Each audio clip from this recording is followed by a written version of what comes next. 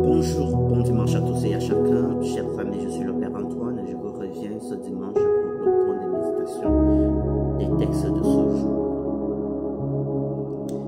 Avant toute méditation des textes, il est toujours important, chers amis, de se poser la question de savoir quels sont les éléments qu'on partage dans tous ces textes. Lorsque vous prenez les lectures du dimanche, posez-vous toujours cette question. Quel élément, bien les éléments communs qui se retrouvent dans tous les textes? Ces éléments peuvent être des fenêtres de méditation, des couloirs, des ouvertures de méditation. Alors pour nous, en ce jour, nous avons porté notre regard sur un personnage que nous retrouvons dans la première lecture et dans l'évangile, c'est la veuve. Ce qui nous intéresse ici, c'est pas la veuve en tant que telle. Du moins, c'est pas ce qui les distinguerait de toutes les veuves de l'histoire biblique ou alors de toutes les veuves que nous connaissons autour de nous. Il y a quelque chose de spécifique. Cette chose spécifique, c'est que ces veuves, la première, notamment, se montrent charitables à l'égard du prophète Élie qui a soif.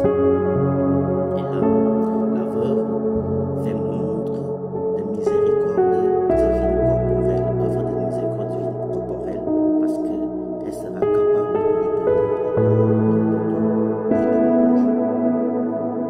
Et pourtant, la veuve, cette première veuve, va donner de tout ce qu'elle avait. C'est la dimension sacrificielle de notre charité. Cette dimension sacrificielle de notre charité nous amène dans l'évangile. On va retrouver la veuve, mais pas seulement la veuve, avec d'autres personnes. Certaines personnes vont donner de leur superflu. Il n'y a pas de sacrifice, il n'y a pas de douleur. Ils ne donnent pas d'eux-mêmes, ils donnent le superflu. Et nous retrouvons la veuve qui ne possède que 2 pièces pour survivre. Et elle a le courage de la foi, d'offrir pour le monde. Qu'est-ce que nous pouvons retenir de ce récit biblique? Les veuves sont pour nous, les veuves de ces textes sont pour nous des maîtresses de la foi. Dans l'école de Jésus, les maîtresses de la foi, non seulement, mais beaucoup plus, les témoins de la foi.